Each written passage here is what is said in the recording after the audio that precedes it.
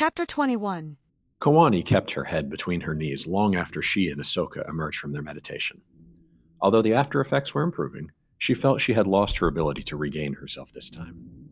"It will get easier in time, Annie," Ahsoka said gently at her side, massaging her upper back.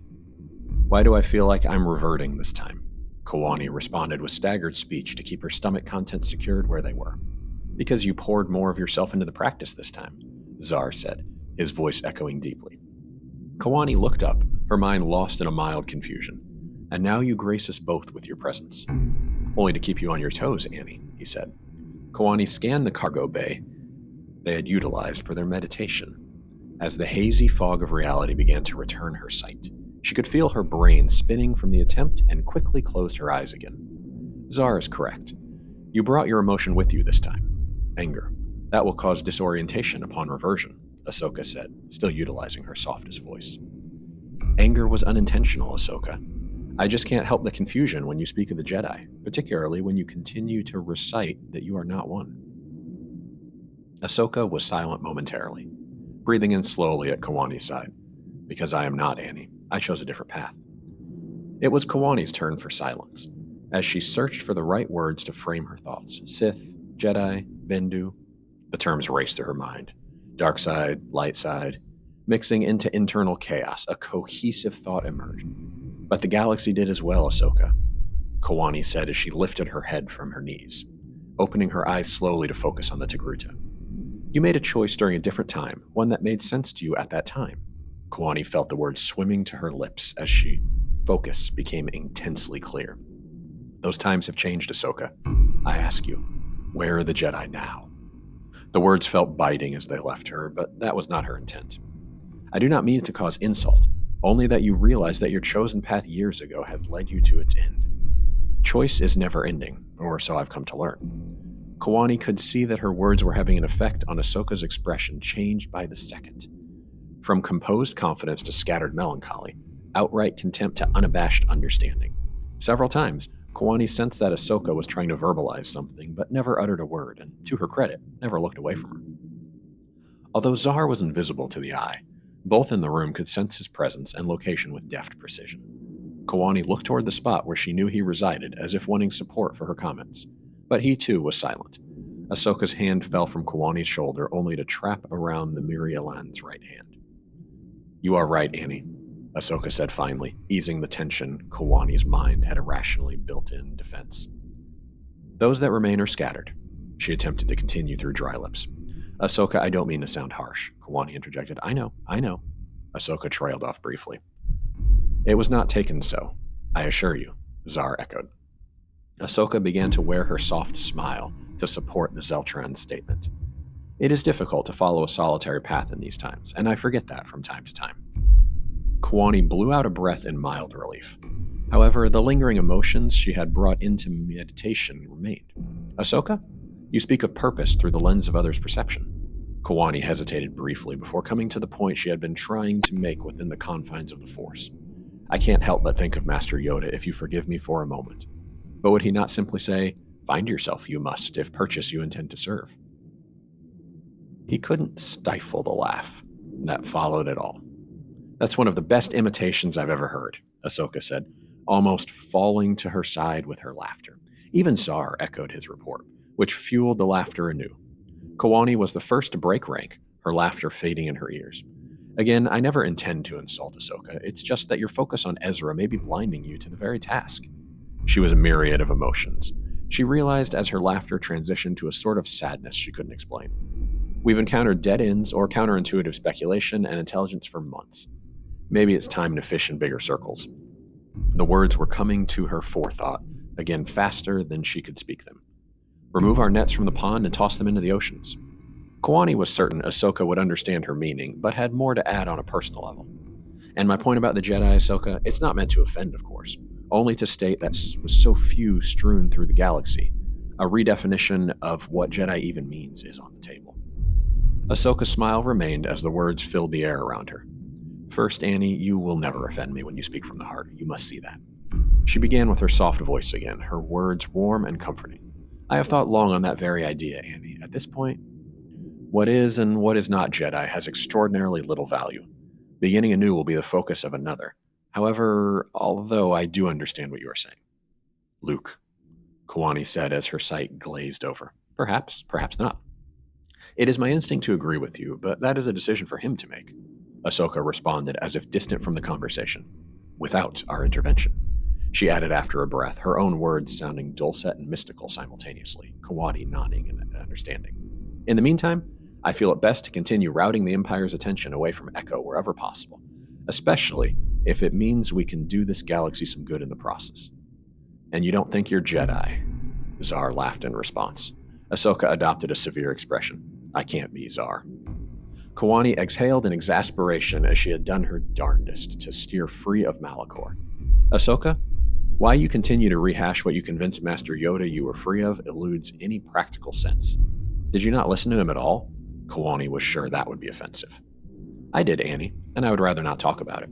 Ahsoka responded the way she always did when their conversation took this turn. That is no longer on the table, Ahsoka. I'm sorry, but it's just simply not. Kowani rocked back, letting her legs fall on the floor. What is coming for us is unknown. Even Zar couldn't identify the significance of Zana's awakening. Whatever omen that entails will require you to face facts one way or another. The shock on Ahsoka's face told Kowani she was at least open to listening. Look, the time for discussion is nearing an end. Surely you must sense that, so with some form of finality, Ahsoka, own yourself. Kowani intoned, her words neither harsh nor inviting. Kowani looked into Ahsoka's eyes as the final thought on the matter came to fruition. Remember, there is no light, there is no dark, there is only the Force. She finished, rising slowly to her feet and exiting the cargo bay. Ahsoka was silent for a long time, and although she felt the continuing presence of Zar within the confines of the cargo bay, she knew he had nothing more to add to Kowani's statement. She had said everything that needed saying. Ahsoka broke down in the cargo bay, tears streaming down her cheeks. Her thoughts, in their entirety, sway toward Obi-Wan or even Anakin taking the lead, finding answers, and directing others. Feeling the safety incorporated into her being with someone else making the tough decisions. If I may, Ahsoka, Zar spoke his version of compassion. Perhaps it is not your charge to operate as the decision-maker. I've seen your memory. Do not forget, and I can feel what you feel. Zar continued through the depths of honesty. You have taught Annie well, Ahsoka. She is not the reserved slicer and combat veteran you once knew. She thinks freely and on her own now, heeds wisdom, and incorporates your teachings into every action and decision. Her path through the Force will be her own to forge. He paused momentarily to let that sink in. It is time for you two as well, Zar finished. Ahsoka took in every syllable, stowing her own emotion as she let his truth fill in the cracks of the truth she had thought established long ago. She had felt so confident upon departing Dagobah that this conundrum was behind her, only to realize in the here and now that she had, in fact, cemented nothing. That was the path she had embarked on years prior, she thought, one where truth would come full circle in the form of her teachings. Although she had never felt the master in her relationship with Kowani, she had to admit that Zar was right, as she looked at the Mirialan objectively.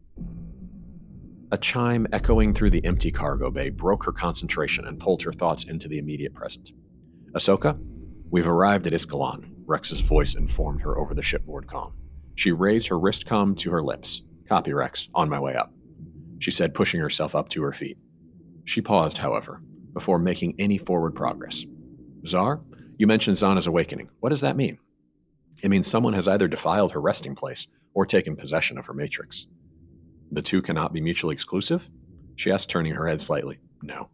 She would not present her matrix to anyone willing to defile her grave.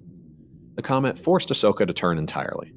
You must understand that my knowledge regarding Zana is fraught with the teachings of the Jedi, that she and Darth Bane were responsible for the current state of the Sith.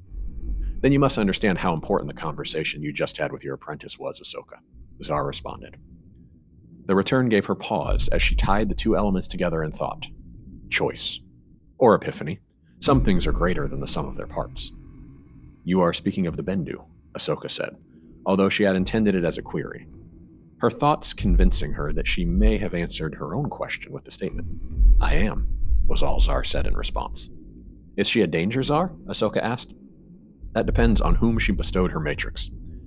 I think, Ahsoka, but the reality of the question can only be truly answered by your intentions, or that of Annie, for that matter. Ahsoka opened her eyes in surprise. You know who is there, don't you? Only who was. Who it is currently is someone completely different. Zar responded just before his spirit retreated from the cargo bay.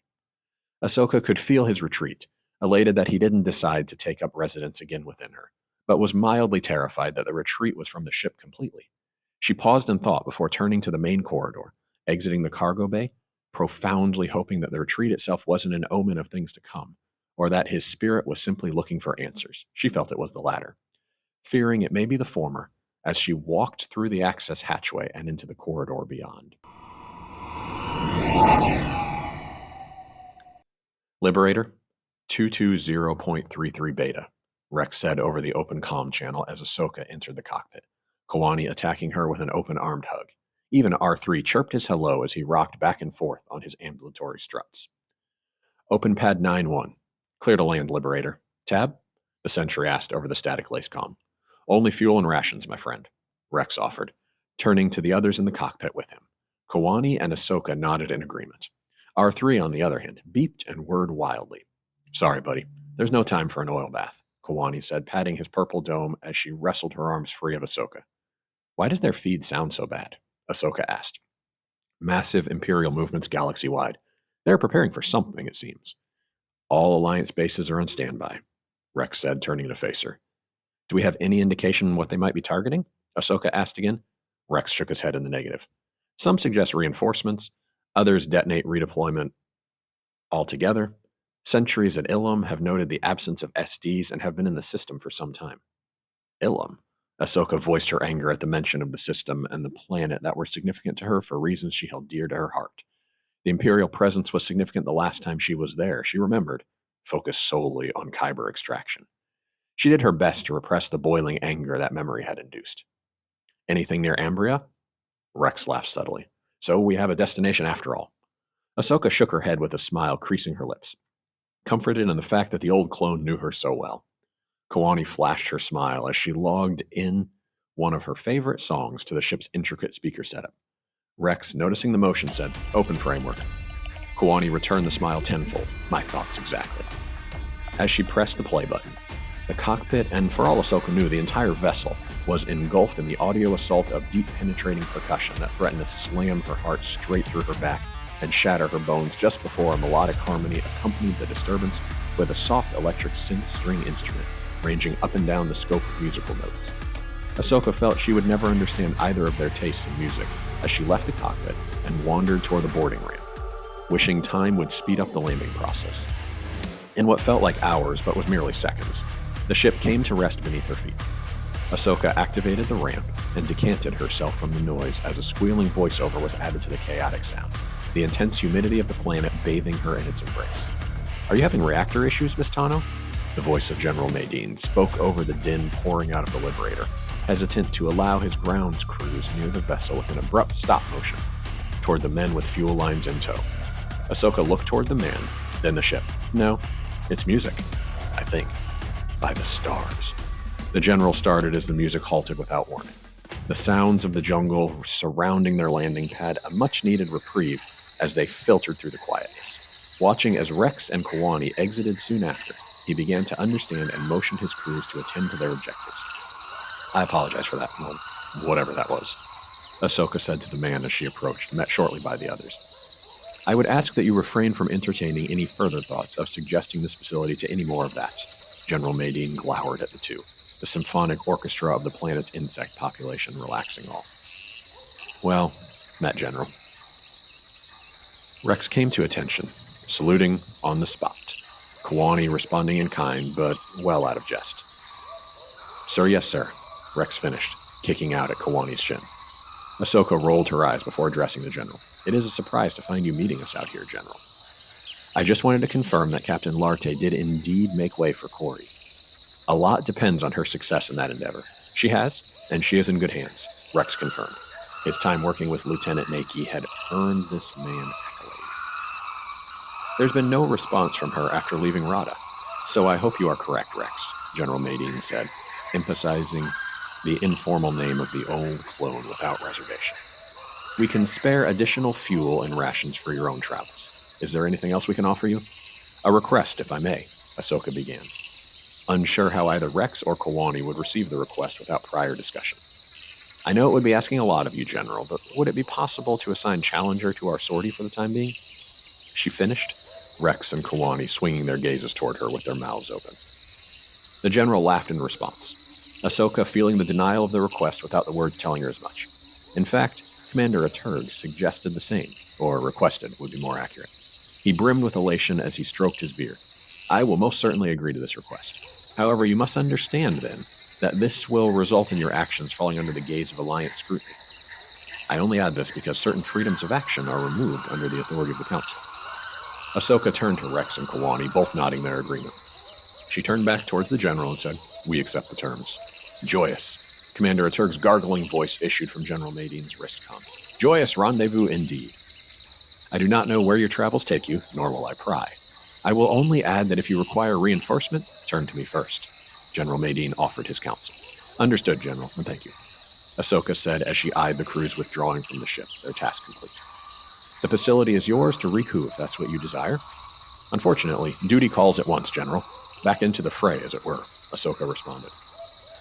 You see, General, I knew the outfit would prove timely, the commander added over the comm again. Ahsoka only looked to the General for clarification. Challenger has been retrofitted with advanced weaponry, a request made by the commander as soon as they arrived. He can provide specifics, I'm sure. General Madine surprised all three of them. 8 quad-turbo laser batteries, scalable reactive proton. Aturg began before Ahsoka cut him off. I'm sure we can go over the specifics en route, Commander. Very good, Ahsoka. Aturg stumbled over her name, the guttural consonants requiring a harsh inflection from his vocal cords. Much easier submerged, he added with what passed for Mon Calamari laughter. With that, I offer good luck to you all. And please, if you hear anything from Captain Larte, General Madine interjected. We will offer both intelligence and support, General, Rex said. I speak for all of us when I say we understand what is at stake. He finished with everyone around him nodding in agreement without the clone having to meet their gazes. I will leave you to it then, Madine said with finality, circling his hand above his head for his crew to pull back. General. Rex saluted before turning on his heel, Kowani mimicking the actions in detail. Ahsoka rolled her eyes again and offered a wordless apology to the man. General Madine tipped his brow toward her and headed back toward the bunker-like facility entrance, his crews withdrawing from the landing pad completely. Ahsoka took a moment to observe and reflect as the party separated, listening to the sounds of the jungle in all their detail as Rex and Kowani boarded the ships. The planet's primates hooted in the distance as the wind carried the chirping glee of the insect population with it, everything in order of chaos. Those two could learn much about sound if they just listened, she thought aloud, blending her voice with that of her surroundings. She thought of the General coming out to greet her in person. Yes, he had his strategic motives, but she knew it was more profound than that. It was her presence. Perhaps not specifically, as she shrugged off any notion of notoriety, but something more tangible. Her presence brought hope. She knew because she felt it too. It wasn't her, the more she thought about it, but what she represented from others' perspectives. If the Jedi survive, so does their hope. Does it matter if there aren't Jedi protecting the galaxy from itself? She asked the wind. The answer would always be simple. Of course it does, the wind will say, even if it don't know what they are. Then define what they are. She heard the voice of Obi-Wan answer her rhetoric. Do you think you are the first to question your lot? I only offer you this. Write that chapter yourself. Ahsoka spun in all directions, feeling like herself 20 years ago trying to find the wizened Jedi Master. However, she knew her reality better than that, and smiled inwardly, knowing the Force and her place within it were becoming the same. She gazed toward the Liberator as its ion drive began to warm up, casting a cloud of pollens and stray insects into the jungle beyond its engine banks. She thought of Rex and Kowani, how her influence had affected them over time, how her presence brought them together. Her smile broadened into genuine happiness at the thought, even with the commencement of bass drops and clattering metallic instruments that began to drown out the peaceful serenity she had briefly enjoyed. Madine will never let us touch down here again, she said, shaking her head as she boarded the ship, slapping her hand over the actuator to spare the jungles the nightmarish clamor. Ambria? What the hell is on Ambria? Commander Aturg asked through their established tactical network, his voice clear and distinct. The quick answer is, I don't know, Ahsoka responded, Kowani cupping her forehead with her hand, Rex himself winching at her response. I know it sounds ridiculous. Ridiculous is only a start, Miss Tano. Missions usually require a reason, Aturg said, his voice gargling after a sharp intake of breath.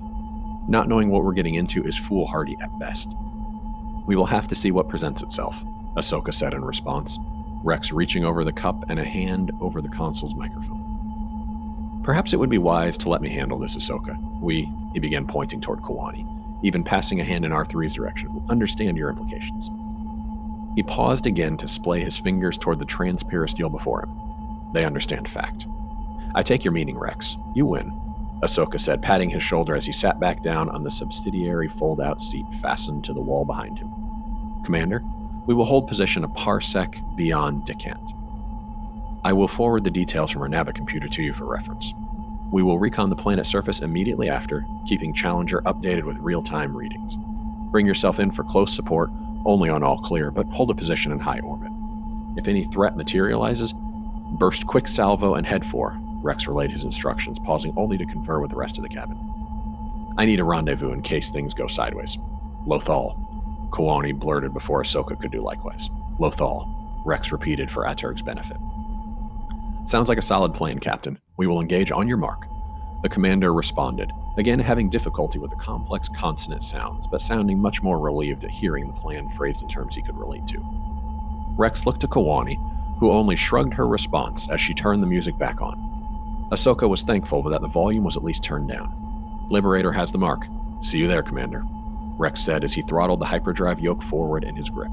Ahsoka's gaze drifting to the shining blade clipped to the trooper's belt as the ship lurched into hyperspace, a smile that seemed ever-present creasing, again, across her lips.